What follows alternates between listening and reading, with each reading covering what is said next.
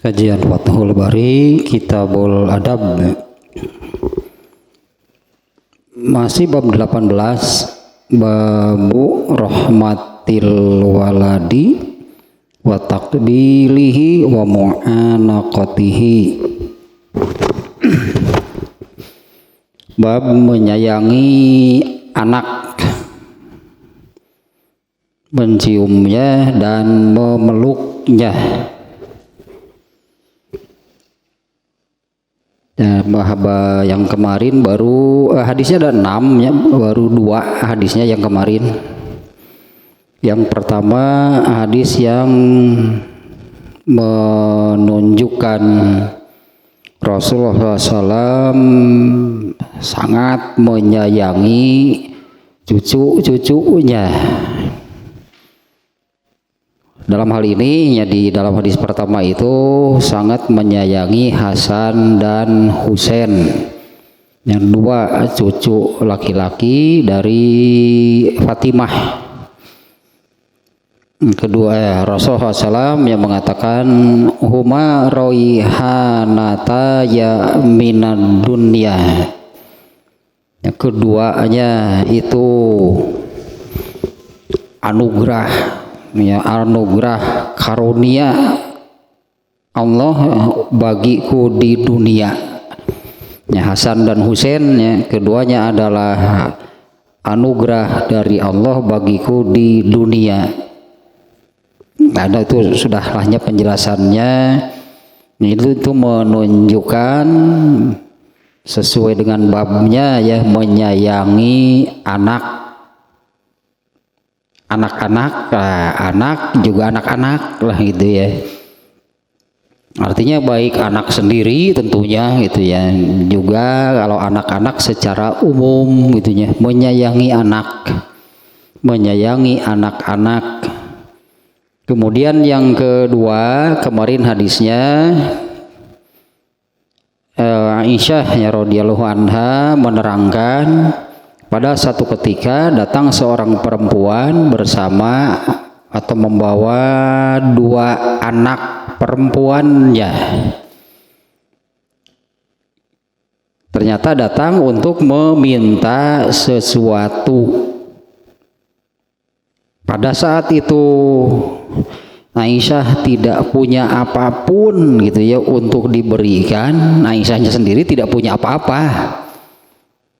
Saat itu Aisyah hanya memiliki 1 butir kurma. Oleh Aisyah diberikan, lalu oleh si perempuan itu dipotong menjadi 2 ya, diberikan kepada kedua anaknya, sementara dia sendiri tidak memakannya. Jadi mendahulukannya. Dalam hadis ini si perempuan itu mendahulukan anaknya, memberikan sebutir kurma itu kepada anaknya. 1 butir kurma dibagi 2. Justru kan yang terbayang itu ini rumah tangga Rasulullah SAW ya. Aisyah itu seperti itu, tidak pernah hanya mengeluh, itulah, tidak pernah mengeluh. Hanya ada 1 butir kurma, lalu ada yang meminta, ya diberikan saja.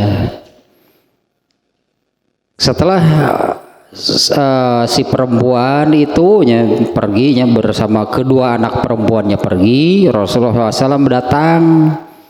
Lalu Aisyah menceritakan kejadiannya gitu ya. Ada seorang perempuan datang meminta makan, mungkin di sini ya. Ternyata yang ada saat itu hanya sebutir kurma, diberikanlah oleh Aisyah. Nah, setelah mendengar penuturan Aisyahnya tentang kejadiannya, Rasulullah SAW menyabdakan, nah ini normatif ya tentu, karena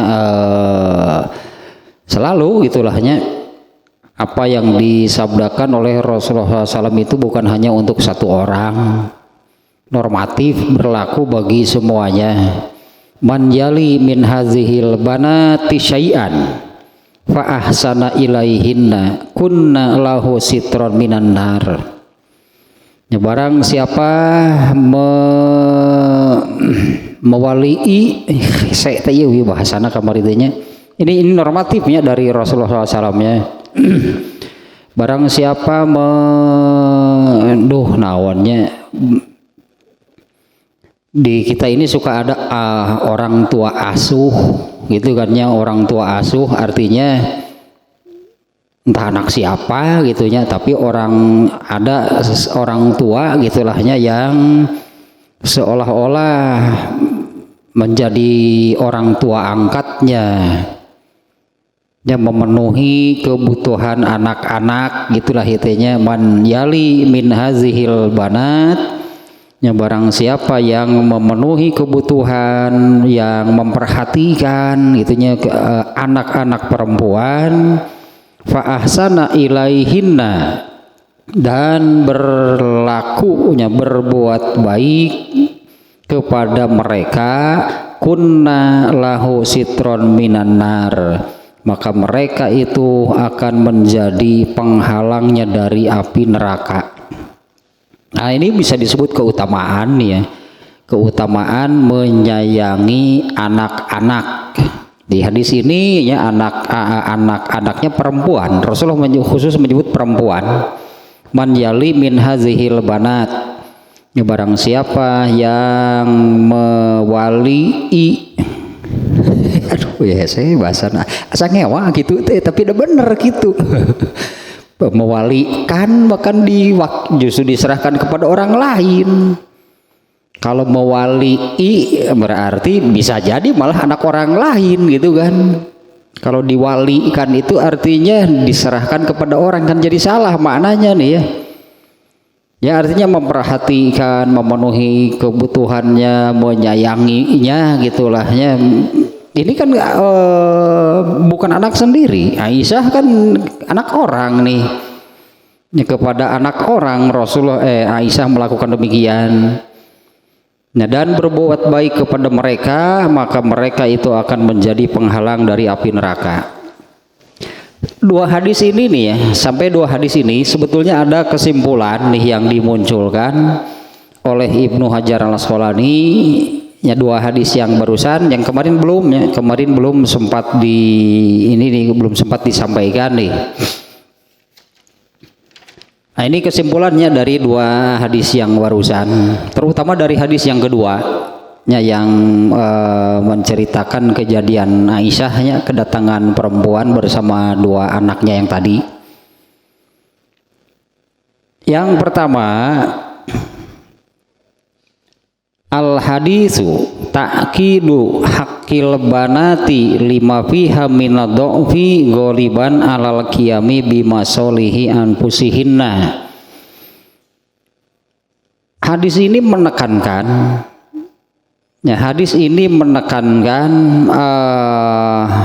bukan dibedakan sih ya. Bukan dibedakan, sama saja sebetulnya kan. Anak-anak itu kan perlu perhatian. Ya, anak-anak itu perlu perhatian. Boleh disebut terlebih anak perempuan, di mana umumnya secara umum anak perempuan itu lebih lemah dibandingkan dengan anak laki-laki. Yang anak perempuan itu artinya lebih memerlukan perlindungan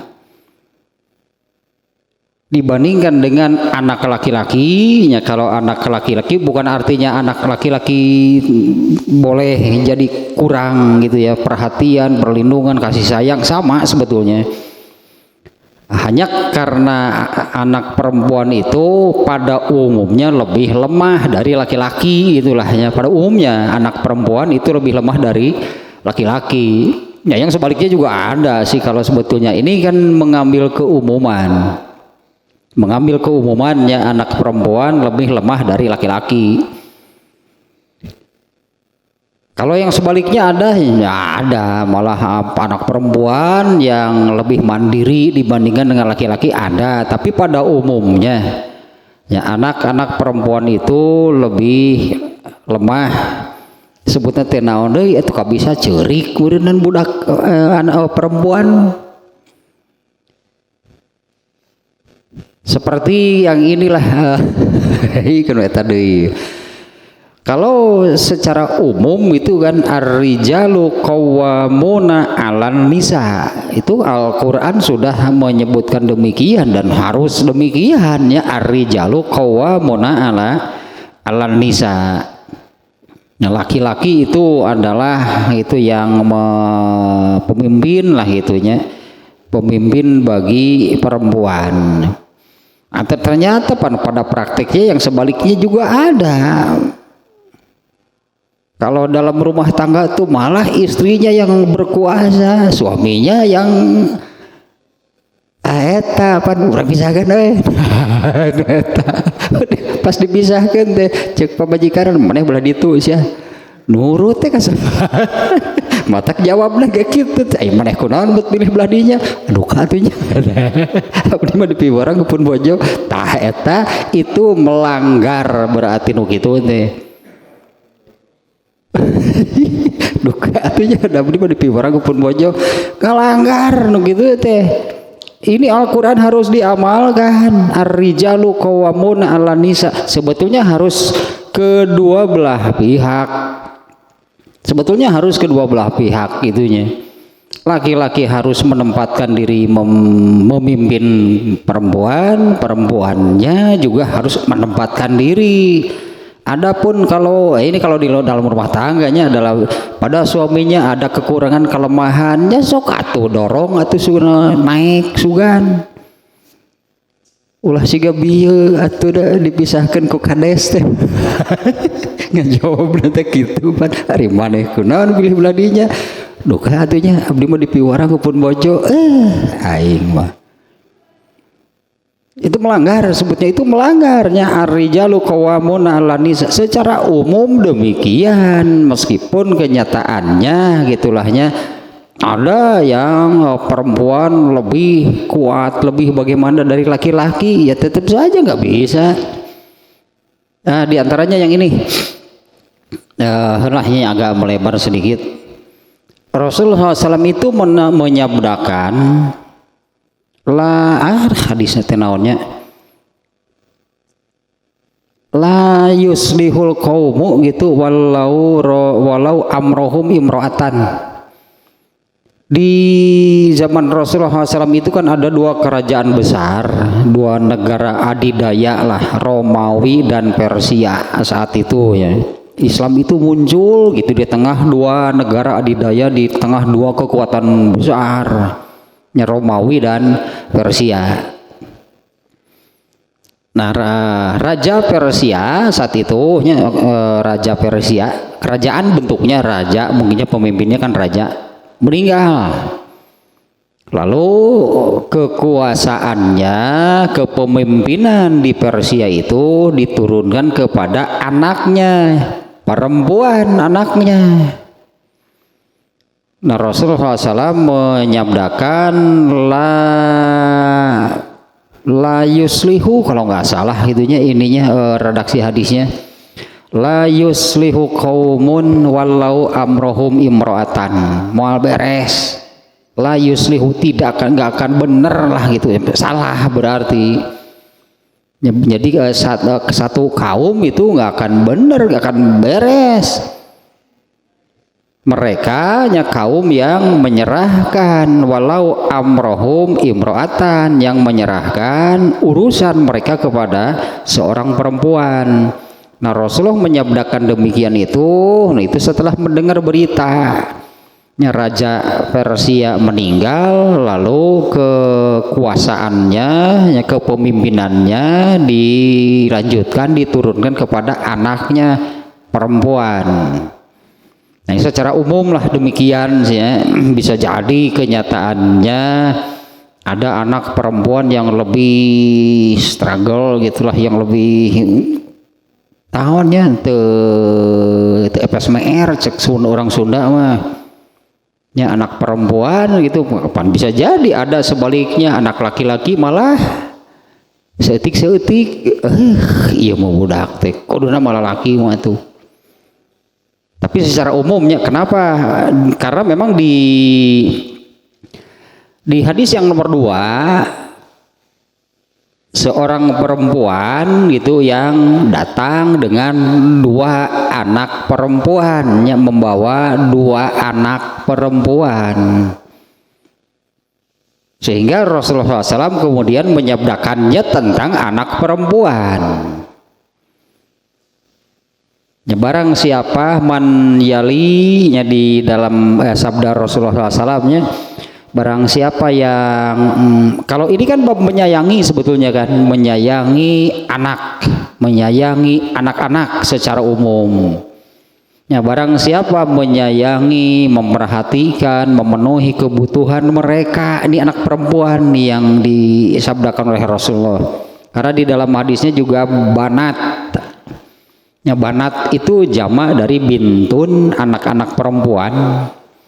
Ya, barang siapa yang memperhatikan, menyayangi, ya itulah memenuhi kebutuhannya, maka dan berbuat baik kepada mereka, maka mereka itu akan menjadi benteng penghalang dari api neraka.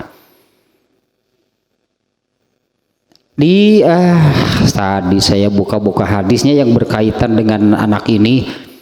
Di hadis lain Rasulullah menyebutkannya, barang siapa diuji, bahasanya diuji, barang siapa diuji berupa ujiannya itu memiliki anak perempuan. Ya, barang siapa diujinya dengan memiliki anak perempuan. Nah, dan bersikap seperti yang disebutkan di sini, itu yang menyayangi mereka, memperhatikan mereka dan sebagainya lah itu. Maka mereka hanya anak perempuan itu sama di ujung hadisnya akan menjadi penghalang dari api neraka. Nah, ini kesimpulan pertama ya dari Ibnu Hajar Al-Asqalani. Jadi kalau di hadisnya memang Rasulullah SAW menyebutkan anak perempuan, nyaman yali, barang siapa yang menyayangi, yang memperhatikan, berbuat baik terhadap anak-anak perempuan. Nah, karena biasanya ya, anak perempuan itu secara umum tadinya lebih lemah dari laki-laki. Kalau di ayat Al-Quran tadi ar-rijalu qawwamuna 'alan nisa, laki-laki mah harus jadi, berarti harus jadi pemimpin bagi perempuan. Jangan sebaliknya ya, bisa ditanya gitu ke. Hari mana kunaon mit belah dinya. Geus ngajawab gitu mah. Jadi sok kabayang keur dihisab gitu ku Allah di akhirat ditanya ari maneh kunaon gitu luka atunya. Pantasnya dia ditanya ku Allah gitu ngajawab itu duka atunya abdi beli piwarang pun bojo. Mana si pamajikan maneh? Duka ka mana? Ada dihisab mah sorangan dari baturan. Keur dihisab mah sorangan. Baturan tereret mana si pamajikan maneh teh cenah eueuh teuing ka mana nyumput teh beureun da sieun disalahkeun. Sok kabayang wae teh eta. Kemudian yang kedua,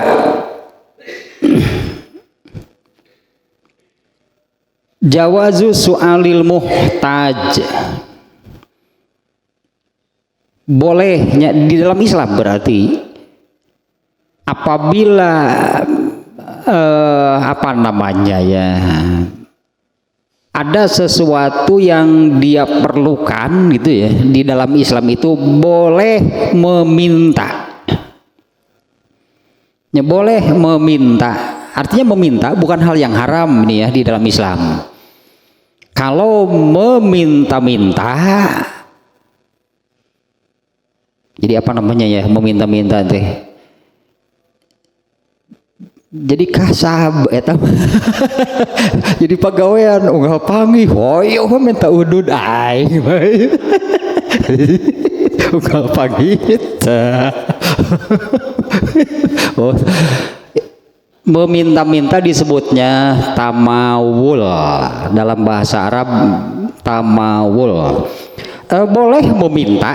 Ini kan Kesimpulan tersebut itu kan dari hadis nomor 2, si perempuan tadi, seorang ibu berarti si perempuan tadi datang bersama 2 anaknya, datang kepada Aisyah kemudian meminta, itu tidak disalahkan oleh Rasulullah. Karena kalau ada yang salah, ada yang janggal, pasti Rasulullah akan mengoreksi. Nah, di sini kan Rasulullah tidak mengoreksi, tidak menyalahkan, karena kejadian itu kan diberitakan oleh Aisyah, kan diceritakan kepada Rasulullah, tadi ada seorang perempuan bersama 2 orang anaknya minta makan, kasihan, tapi saya punya sebutir kurma, ya sudah saya berikan. Nah, Rasulullah tidak menyalahkan si perempuan yang meminta, artinya benar. Kalau tamawul disebutnya, bahasa kitanya mungkin meminta-minta.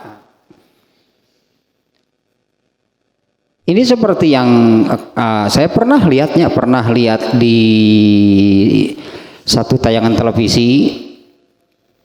Ini berdasarkan tayangan televisi tersebut itu mungkin di banyak tempat sebetulnya.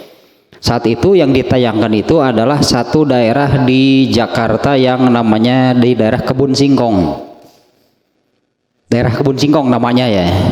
Ternyata itu satu daerah itu berasal dari para pendatang lah, artinya bukan penduduk asli Betawi, bukan orang penduduk asli, pendatang. Ternyata satu kampung itu semuanya pengemis.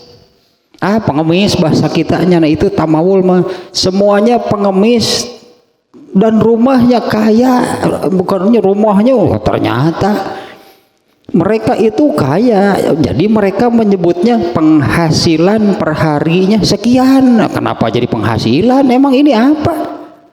Ternyata itu jadi pekerjaan. Nah, itu yang diharamkan itunya. Pegawaian, pekerja panggih minta udud, rada tekor atuh Leuh mun ngamodalan mah. Maka itu yang diharamkannya, ada diantaranya ancamannya, barang siapa yang menjadi pengemis, berartinya yang meminta-mintanya itu tamawul disebutnya, memang mengumpulkan harta jadinya, mereka kan sudah lebih, bukan cukup lagi, rumahnya banyak yang bagus ternyata. Nah, Rasulullah mengancam barang siapa yang menjadi pengemis, berarti mungkin kita lah tepatnya ya, barang siapa yang menjadi pengemis maka Allah akan membangkitkan nanti pada hari kiamat dengan muka yang tidak berdaging, artinya hanya tulang tengkoraknya mungkinnya gitunya, enggak gambarannya. Allah akan menghidupkannya dengannya mukanya, wajahnya itu tidak berdaging. Nah, adapun meminta, boleh, ternyata kalem well. Meminta boleh, meminta.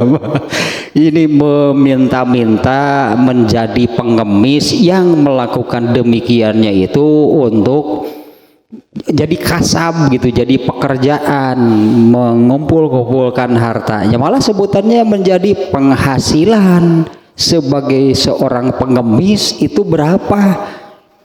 Ternyata satu harinya ada yang lebih dari 1 juta.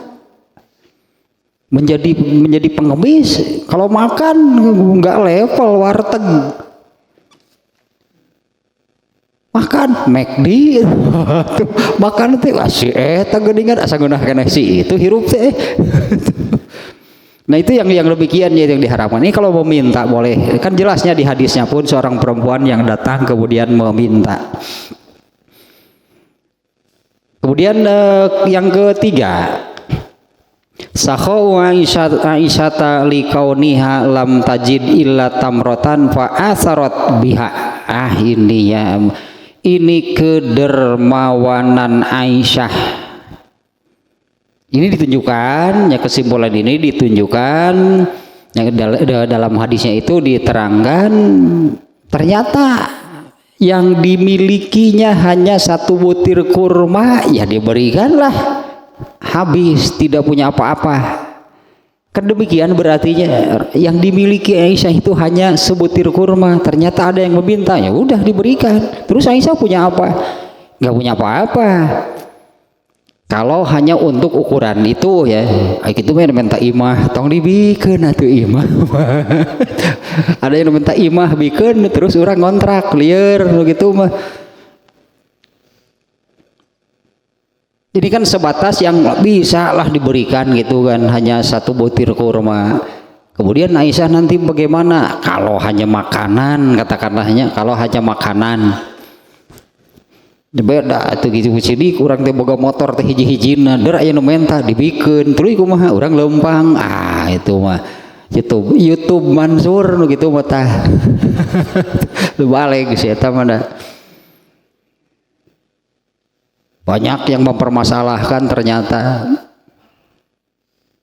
itu ya jeung ya ceramahnya itu hanya sekitar uang sedekah jeung kudu ka manehna di sedekah teh ulah ka batur kumaha ya teh teu balik pisan. Ini kedermawanan Aisyah hanya dengan ditunjukkan. Andai Aisyah mengatakan, saya juga punya satu butir kurma, saya kira orang itu akan mengerti. Tapi oleh Aisyah itu kemudian diberikannya dengan asumsi bahwa setelah diberikan kan Aisyah nggak punya apa-apa lagi. Tapi itu diberikan.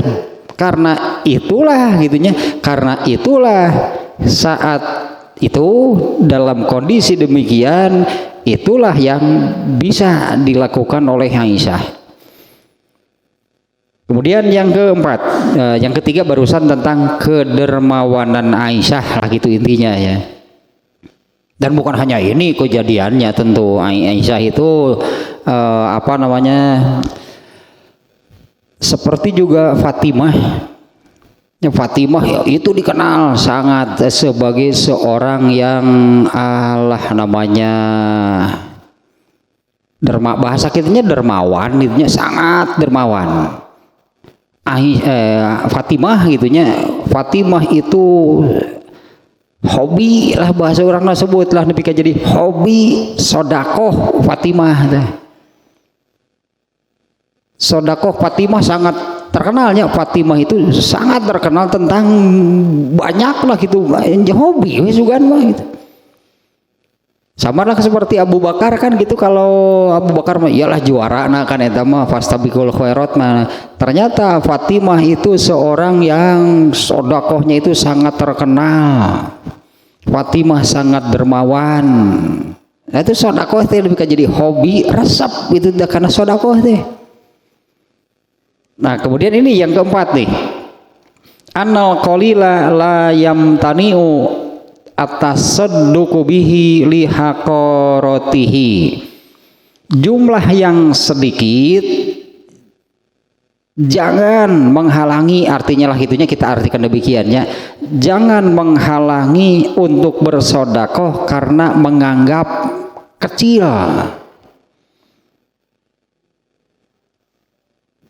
Kagok sodakoh sakieu era merek nage. Nah itu jangan menghalangi. Bahkan ini kan di hadis yang ininya kan kebetulan nih. Ini yang hadis yang menerangkan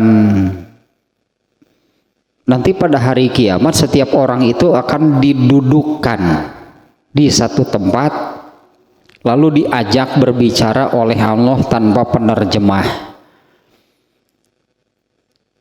Di satu tempat yang asing, berartinya asing di tempat ini asing bagi setiap orang gitunya, karena setiap orang akan didudukkan di satu tempat lalu diajak bicara oleh Allah tanpa penerjemah. Lalu orang ini dia melihat ke sekitarnya, berarti ini tempat yang asing kan, barunya didudukkan di sana.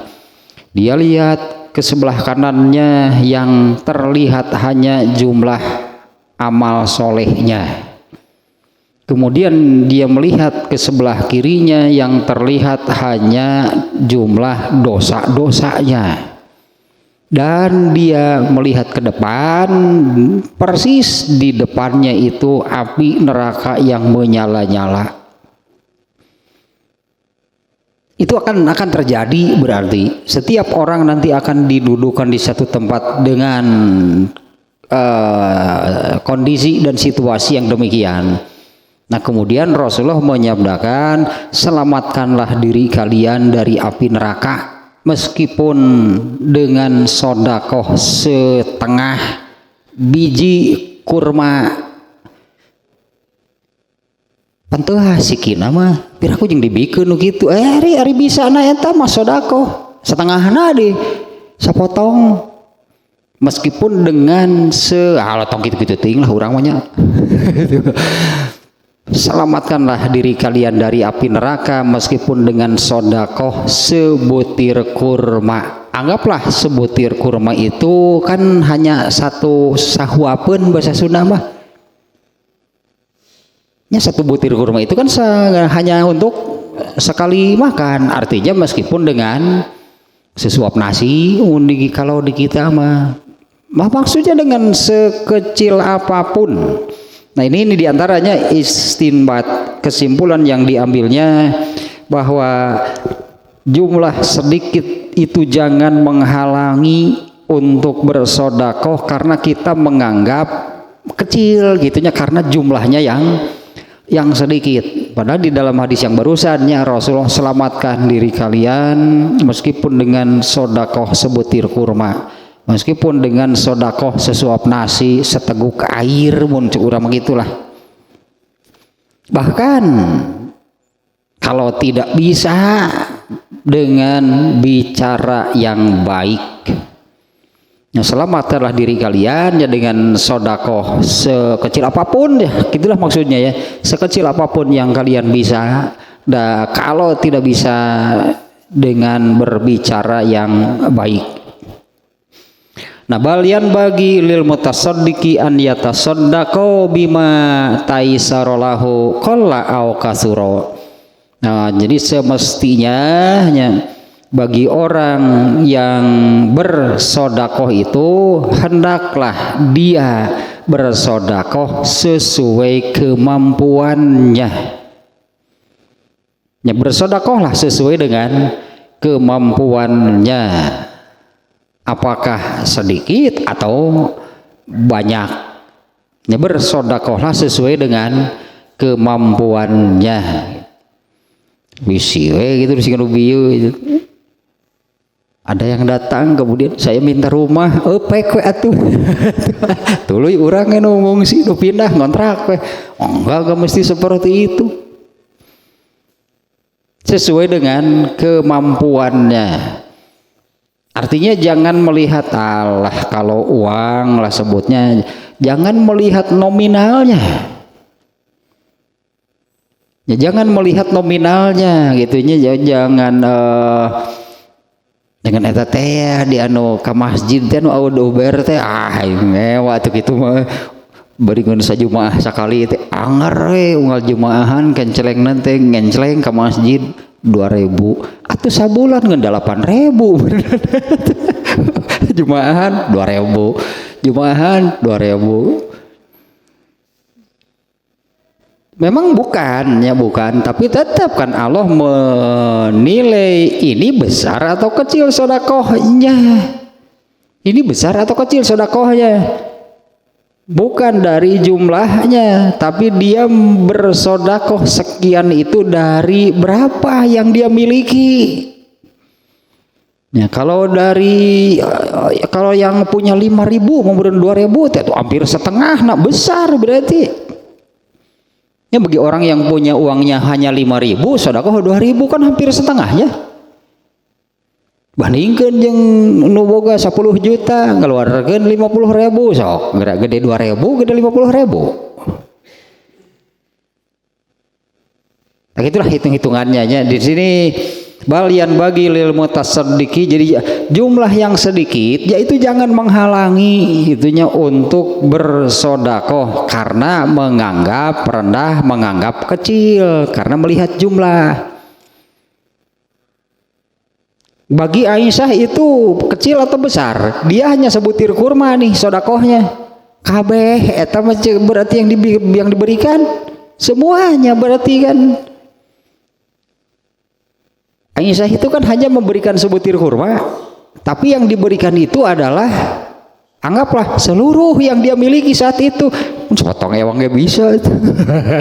Jadi artinya tidak diberikan seluruhnya gitu kan oleh Aisyah. Sepotong ewangnya wayahna ieu hiji potongkeun di eta dipotong ku peso di senti heula bisi berat sabeula.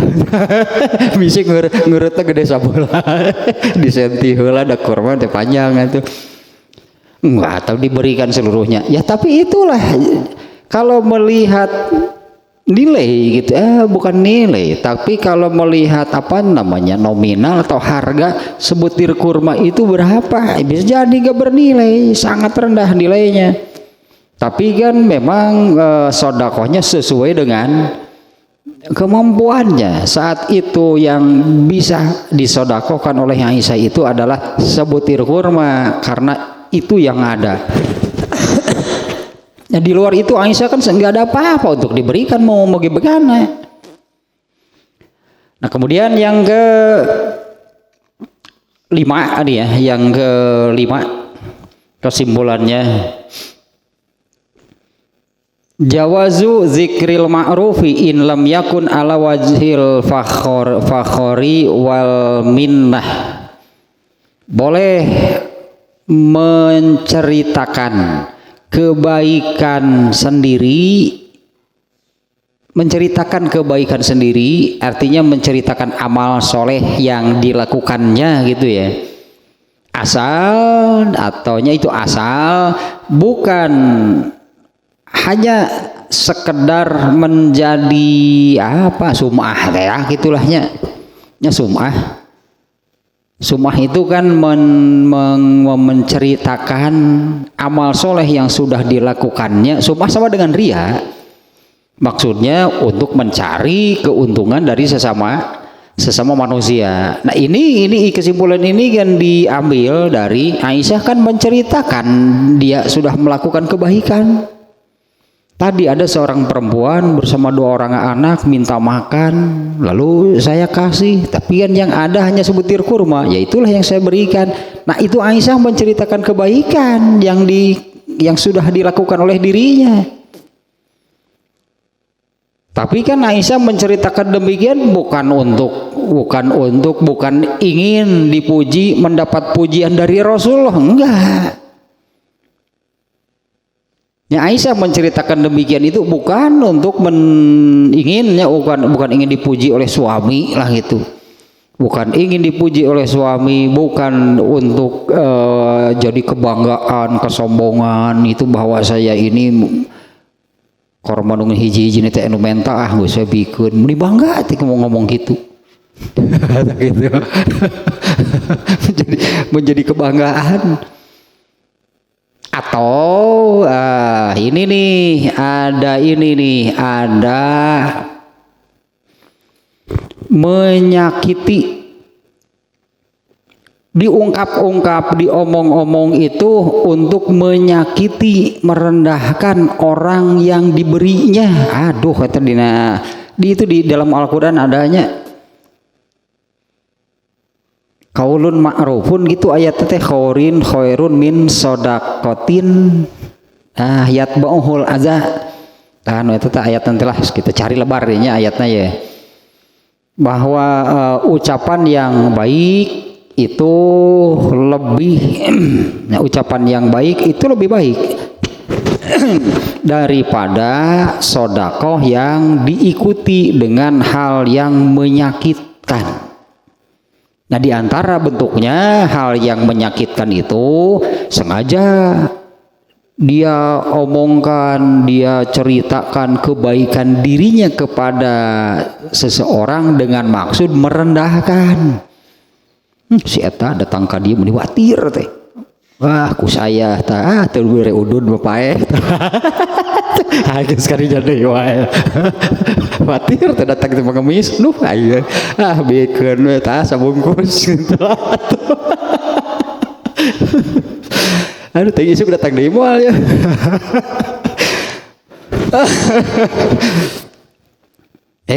Kalau ayat lebar nu biah. Ya selain demikiannya juga itu Allah membatalkan sodakohnya, Allah membatalkan amalnya. Ayat tegera Al-Baqarah 263. Ya qaulun ma'rufun wa magfiratun khairun min shadaqatin yatba'uha azan wallahu ghaniyyun halim. Nah, perkataan yang baik dan pemberian maaf itu lebih baik dari sedekah yang diikuti dengan sesuatu yang menyakitkan kurung perasaan si penerima. Nah, artinya baik diomongkan atau secara langsung merek gitu, tapi bari gadag sia mata gitu teh nyeri tadi gitu kan atau merek artinya memberi tapi disertai dengan hal-hal yang menyakitkan si penerima. Nah, baik langsung kepada si menerimanya ataupun itu kan kemudian diberitakanlah ke sana kemari dengan maksud nih merendahkan orang yang menerimanya. Ya, nanti kan kalau yang menerimanya itu tahu kan dia merasa sakit hati. Nah, ini ayatnya jelasnya qaulun ma'rufun, ucapan yang baik dan pemberian maaf itu lebih baik daripada sedekah yang diiringi dengan hal yang menyakitkan. Di antaranya itulahnya bisa langsung ketika memberi memberi, tapi misalnya dengan disertai ucapan yang merendahkan, yang menghina. Siapa membentuk aing mau bisa hirup bawa tengah gitu kan ari itu udah butuh datang deui tapi anger kan ketika menerima itu dia menerimanya itu dengan disertai ya perasaan ya sakit hati ya karena direndahkan dihinakan. Nah, ini nih kembali ya kesimpulan kelimanya boleh gitunya menceritakan kebaikan. Sum'ah berarti secara bahasa mah. Artinya dia menceritakan kebaikan yang dilakukannya ya boleh itu asal bukan dengan maksud hanya menjadi kebanggaan apalagi untuk takabur gitu menjadi kesombongan bahwa dirinya itu banyak beramal, banyak bersedekah, atau ya bukan dengan maksud untuk menyakiti si penerima. Nah, itulah kesimpulannya sampai hadis yang kedua. Ya, dua hadis ini sih tentang sebetulnya kan tentang menyayangi anak garis miring anak-anak gitulahnya menyayangi anak garis miring anak-anak yang mencium dan memeluknya. Nah, hadis yang kedua ya, dengan kejadian demikian yang diceritakan oleh Aisyah. Nah, ternyata Ibnu Hajar Al-Asqalani memunculkan nih tadi ada 5 kesimpulan. Satu, hadis ini yang menerangkan bahwa memberi itulah memberi perhatian kasih sayang bukan dibedakan.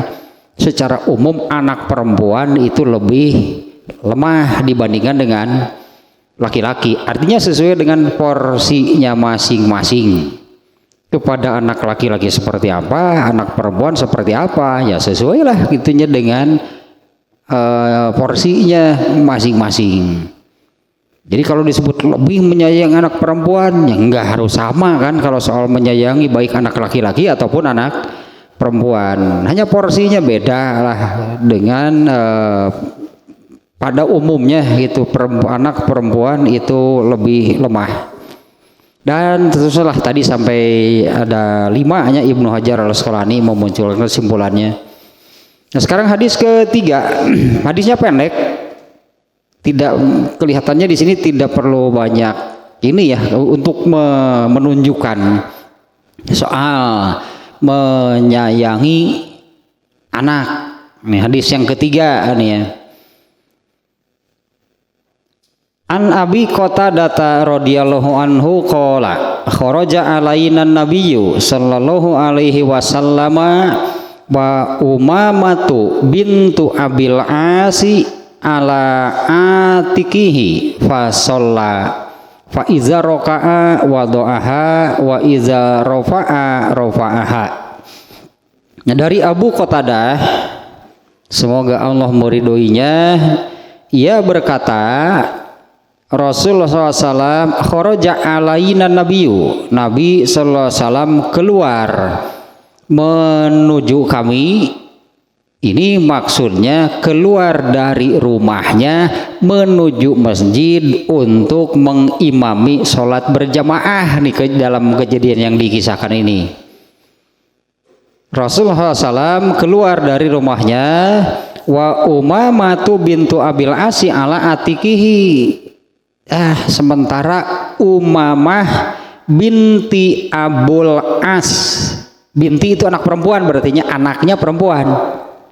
Umamah ini anak perempuan, binti Abul As anak perempuan dari Abul As. Abul As ini adalah suaminya Zainab. Zainab itu anak kandung Rasulullah. Jadi cucunya, nih cucu perempuan. Ya, Rasulullah SAW keluar dari rumahnya untuk mengimami sambil membawa, sambil membawa Umamah binti Abul As, cucunya, cucu perempuan. Namanya Umamah, anaknya anak dari Abul As. Abul As ini adalah suaminya Zainab. Zainab itu anak kandung Rasulullah. Ini menantunya berarti. Jadi Rasulullah masuk ke dalam masjid untuk mengimami sambil menggendong cucu perempuannya. Bukan digendong sih, dipunggu. Alah, apa sih dipunggu itu bahasa Indonesianya nggak ada lagi. Kalau digendong kan seperti mbok-mbok gitu loh yang nggak gendong ya jamu gitu. Kalau dipunggu kan di sini kakinya ke sini kan, ya beda kan. Kalau di bahasa Sunda makan diais, diakon, dipunggu beda kan caranya kan beda. Nah ini kalau dalam bahasa Indonesianya apa? Kalau didudukan di pundak gitu kan, didudukan di pundak kemudian kakinya ke sini. Gitulah pokoknya mah digendong lah, karena gak ada bahasa lain sih. Rasulullah SAW keluar dari rumahnya masuk masjid untuk mengimami sambil membawa Umamah binti Abul As, cucu perempuannya di pundaknya. Fasolla, kemudian beliau sholat. Dalam keadaan demikian, Faiza rofa'a wa do'aha faida roka'a wa do'aha, apabila beliau hendak ruku beliau menurunkannya. Wa iza rofa'a rofa'aha, apabila selesai ruku. Di dalam hadis lain wa iza sajada. Jadi memang dua, apabila hendak ruku, kalau setelah ruku kan kemudian sujud kan, selanjutnya diletakkan dulu itu anaknya. Cucu ini Umamahnya diletakkan dulu, setelah selesai sujud bangkit ke rakaat berikutnya, ambil lagi, simpan lagi. Jadi sholatnya itu sambil pegang kaki cucunya.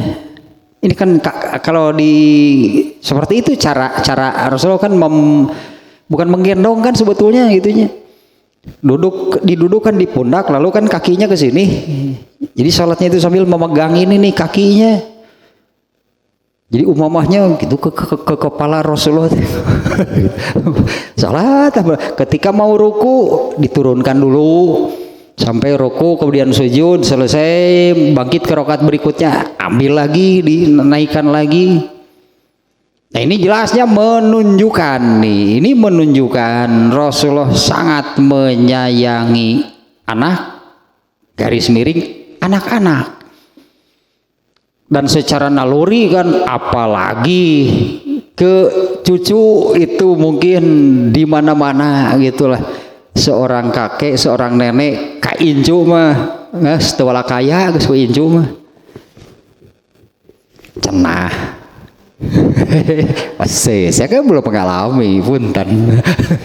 Katanya kalau geus eleh ku incu malah aki jeung nini mah. Entah mungkin itu memang demikian lah gitunya. Ya, siapa namanya Ibnu Hajar al-Asqalani juga memunculkan hal tersebut gitu ya, bahwa anak dari anak itulah anak lah tungtung akhirnya mah disebutkan garis keturunan gitunya. Entah memang demikian, ini belum mengalami sih masalahnya.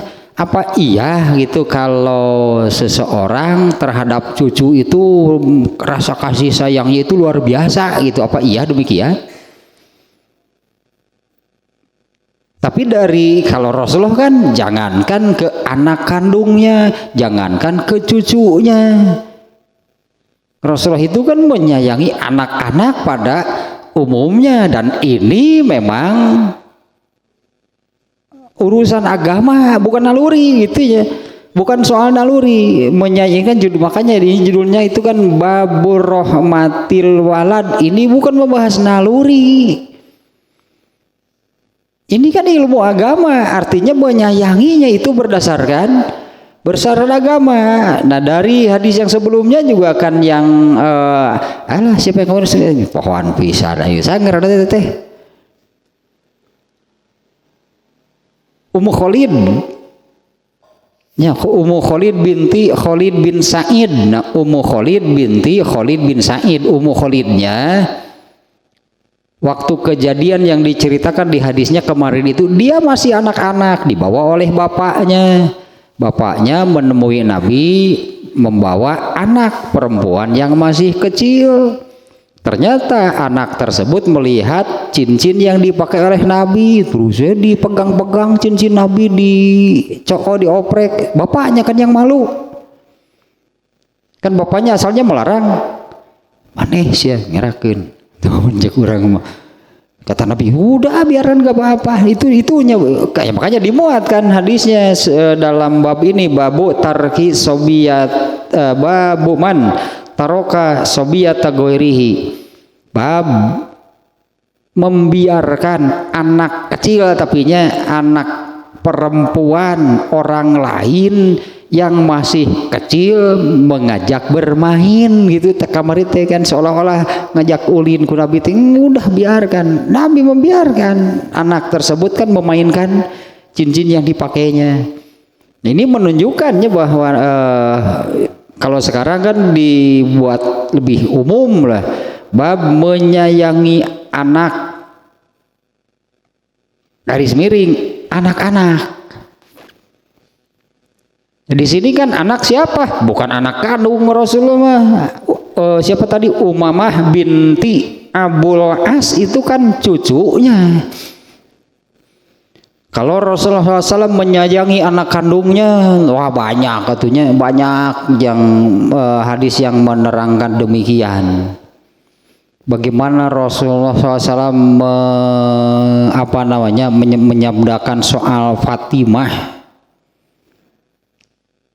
Fatimah mah disebut nanti apa bahasa kitanya belahan jiwa. Rasulullah menyebut nanti ke Fatimah. Fatimah itu belahan jiwa, menyakitinya berarti menyakitiku. Itu kan menunjukkan lah gitunya bagaimana Rasulullah menyayangi anak kandung ya, cucunya, anak secara umum lah gitunya. Di bab yang kemarin itu kan anak orang. Nah di hadis ini juga menunjukkan Rasulullah SAW itu mengerjakan sholat berjamaah sambil menggendong cucunya. Nah hadis ini bagaimana Rasulullah mengerjakan sholat saat itunya sambil gitunya, sambil menggendong cucunya. Ketika mau ruku sujud diletakkan dulu, mau berdiri gendong lagi, sampai demikian gitu Rasul teh. Padahal yang dikerjakannya ini adalah sholat. Artinya bagi Rasulullah SAW hal itu tidak akan mengurangi kekhusyuannya. Nah, bagi Rasulullah kapan itu Rasulullah tidak khusyuk? Nggak pernah kejadian kan? Kapan Rasulullah SAW tidak khusyuk? Baik dalam kondisi seperti ini. Ini kalau beberapa hadis yang menerangkan tentang sholat Rasulullah SAW yang sepertinya ini kan tidak seperti biasanya. Biar bagaimanapun kan sambil menggendong cucu beda kan dengan biasanya. Kemudian ketika Rasulullah SAW mengerjakan sholat, lalu di dekat beliau itu ada tirai yang bergambar. Kan Rasulullah mengatakan setelah selesai sholat itu ganti tirainya, karena sepanjang sholat itu gambarnya mengganggu. Pernah juga Rasulullah sholat zuhur harusnya 4 malah 2. Itu kumaha Rasulullah teh khusyuk nggak? Kapan Rasulullah sholat nggak khusyuk?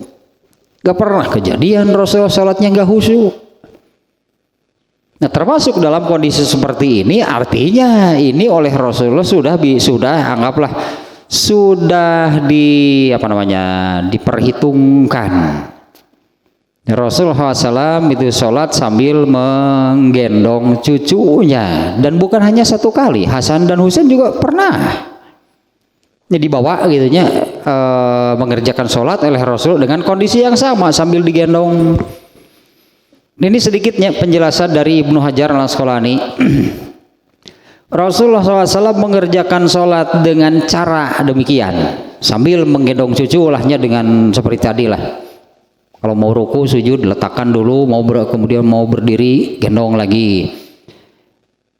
Ini jelas justru menunjukkan bagaimana Rasulullah SAW menyayangi anak. Nyawa ini ya rahmatul walad.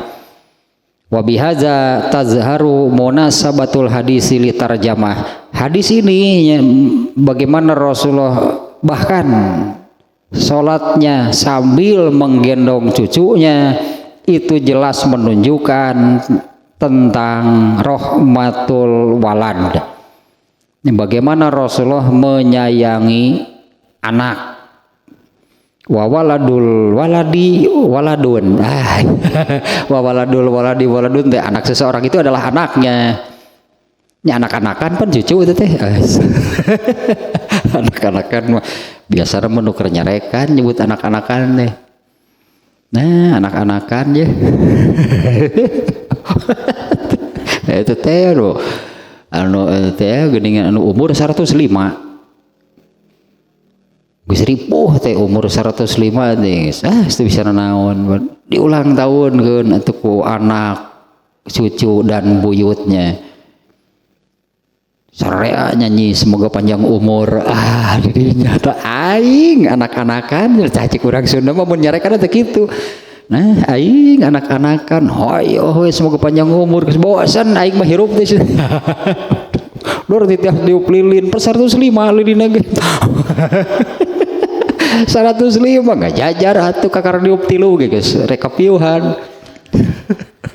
Kan itu nama dimaklunkeun we niupna teh pang niupkeun di sakusarnya aing ripuh. Niup lilin dimaklunkeun beurina ge atuh da. Kakare tilu sigi ge niup lilin geus rek paranyu rek kapiuhan geus lungleng teh.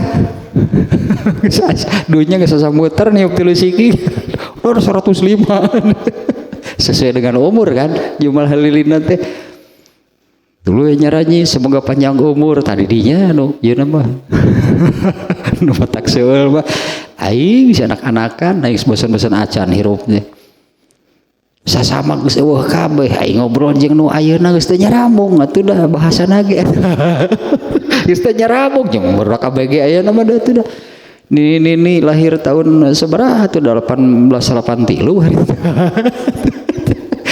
Ayeuna hirup keneh tuluy ulang tahun kan amak gitu kan dasar anak-anakan.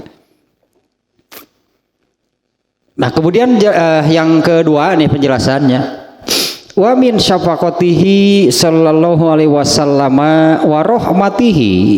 Nah Rasulullah sangat menyayangi lah intinya ya, sangat gitu menyayangi Umamah. Tadi kan Umamahnya anak perempuannya Umamah binti Abul As. Nah Rasulullah sangat menyayangi Umamah.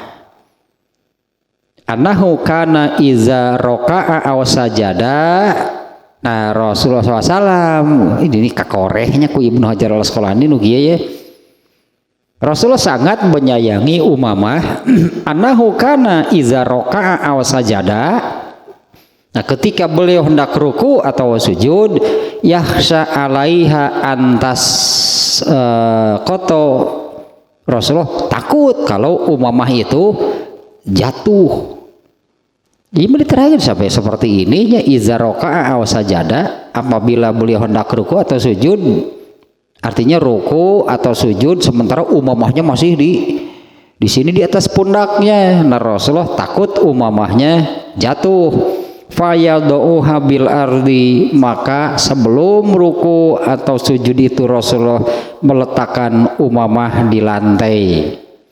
Wa ka'annaha kanat li ta'alluqiha bihi la tasiru fil ardi fataza'u min mufaraqatihi.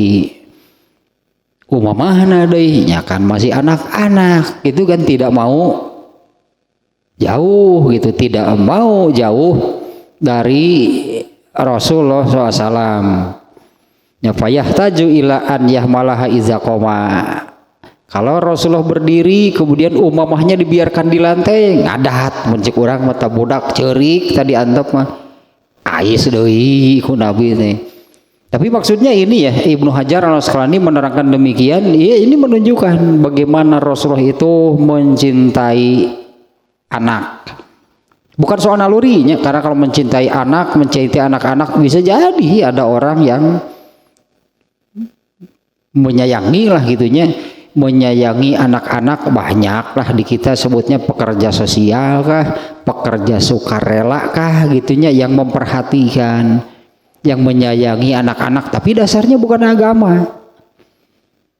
Banyaknya yang demikian gitunya, disebutnya kan itu kan pekerja sosial, pekerja sukarela. Yang menyayangi anak-anak itu banyak sebetulnya ya, yang memperhatikan di kita kan anjal anak jalanan. Ya anak-anak ari topan mah geus gede teman teh. Teu diperhatikeun ali topan udah segede eta mah. Banyak di kita yang memperhatikannya ya nasib mereka lah. Tapi sayang sebetulnya kan dasarnya bukan agama. Padahal ya ini kan di bab sekarang ini gitunya oleh Imam Al-Bukhari dimunculkan soal gitu menyayangi anak-anak. Perlakuannya tentu sesuai dengan umur kan. Perlakuannya sesuai dengan umur anak tersebut. Nanti ada nih hadis yang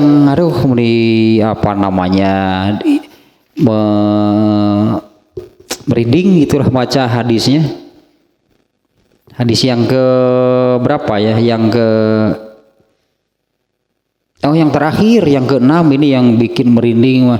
Apa mungkin seorang ibu menjerumuskan anaknya ke neraka? Bilang gitulah, apa mungkin seorang ibu itu katakanlah menjerumuskan atau tega gitunya memasukkan atau membiarkan anaknya masuk neraka? Itu disebut menyayangi, itu artinya harus sampai ke sana. Kalau benar artinya, kalau benar menyayangi anak, ya berarti jangan dimasukkan, jangan dijerumuskan, jangan diarahkan, jangan dibiarkan. Anak itu masuk ke dalam neraka. Sampai ke sana, nah itu baru berarti menyayangi anak atau anak-anak bukan sekedar berdasarkan naluri. Sampai ke sana nanti ujungnya apa tega, apa ada seorang ibu yang tega memasukkan, membiarkan, mengarahkan anaknya masuk ke neraka? Itu nantinya di hadis yang ke-6 yang terakhir. Nah kemudian ini ya sedikit lagi nih tentang hadis yang ke-3-nya yang hadisnya menerangkan bahkan Rasulullah SAW itu sampai sholat pun sambil menggendong cucunya. Di bab sholat dibahas tentu hadis ini ya, di bab sholat sebetulnya dibahas hadis ini ya. Kalau dalam susunan hadis-hadis yang diriwayatkan oleh Imam Al-Bukhari ini Kitabul Adabnya, di dalam Sahih Bukhari ini urutan ke-58. Kalau sholat itu urutan masih awal-awal. Kalau hadis ini artinya kalau apa namanya di dalam bab sholat sebetulnya sudah. Bagaimana masalahnya sholat kalau dalam kondisi seperti ini? Nah kalau di bab sekarang ini kan Ibnu Hajar Al-Asqalani Imam Bukhari-nya memunculkan menonjolkan tentang menyayangi anak di hadis ini, bukan tentang sholatnya. Nah, kalau tentang sholatnya artinya sudah dibahas pembahasan hadis ini di dalam bab berkaitan dengan sholat. Nah di sini yang ditonjolkan oleh Imam Al-Bukhari itu kan menyayangi anak. Bahkan Rasulullah itu boleh disebut rela mengerjakan sholat sambil menggendong cucunya. Bukan artinya menyayangi cucu itu mengalahkan kepentingan sholat, bukan. Ya, Rasulullah itunya karena ini yang dimunculkan, ini yang ditonjolkan oleh Imam Al-Bukhari di sini. Bagaimana beliau menyayangi cucunya sampai beliau itu rela mengerjakan sholatnya itu sambil menggendong cucunya. Sekali lagi nih ya ini. Kalau bagaimana sholat sambil menggendong cucu lah, sambil ada anak gitu yang terus yang muntang belum bototan sarung nepi karek merosot. Nah itu bener kan deui karek merosot mah ngeun eta budak ulah ditejeh. Gitu budak teh eta wah jokeu dicecek sia cenah huruna teh. Bledag karena tembok paeh. Ganggu wae keur salat teh. Ngaranna ge budak atuh. Ya sok mending ais satu sekalian gitu kan. Ya artinya ini karena ini yang ditonjolkan oleh Imam Al-Bukhari karena tadi kayaknya mau apa namanya dengan kata-kata apabila hendak ruku beliau turunkan, ketika bangkit ke rakaat berikut gendong lagi. Nah ini menunjukkan wabihaza dengan demikian tazharu munasabatul hadis li tarjamati. Ini jelas nih kaitan antara hadis dengan judul. Nah artinya kan bab sekarang ini kan ke judul, jangan ke sholatnya. Kan sholatnya mah sudah katakan sudah dibahas. Di sini judulnya kan menyayangi anak. Nah Rasulullah itu artinya rela mengerjakan sholat sambil menggendong cucunya. Ini menunjukkan bagaimana Rasulullah sangat menyayangi cucunya. Apalagi dengan kata-kata yang tadi ketika mau ruku diletakkan dulu di lantai dan tentu medesian ditotong tuh. Bagaimana kalau umamahnya jatuh ketika ruku itu kan tangan harus di lutut begitu kan. Dan budak orang ngajrong kan itu. Ini yang ditonjolkan ininya dari hadis ini sesuai dengan judulnya. Rasulullah SAW sangat menyayangi cucunya. Itulah eta nama inti namanya. Masih ada waktu nggak nih? Habis waktu nanya. Tiga lagi berarti hadisnya nih lumayan, yang nomor 4-nya agak panjang sih hadisnya, bukan nggak terlalu panjang sebetulnya, agak panjang tapi ini maknanya juga luas nih. Hadis yang nomor 4-nya biasa gitulah, normatif, ada kejadian seperti apa tapi Rasulullah kemudian bicaranya normatif, bukan hanya terkait dengan apa yang diceritakan sebelumnya. Seperti hadis yang nomor 2 gitunya, kejadiannya Aisyah dengan seorang perempuan, tapi tetap Rasulullah bicara secara normatif. Ya, barang siapa memperhatikan, menyayangi dan berbuat baik terhadap anak perempuan, mereka akan menjadi benteng dari api neraka. Nah nanti juga kurang lebih sama, man la yarhamu la yurhamu. Nah, itu yang perlu penjelasan ini nih, sabda Rasulullahnya yang ini sebetulnya.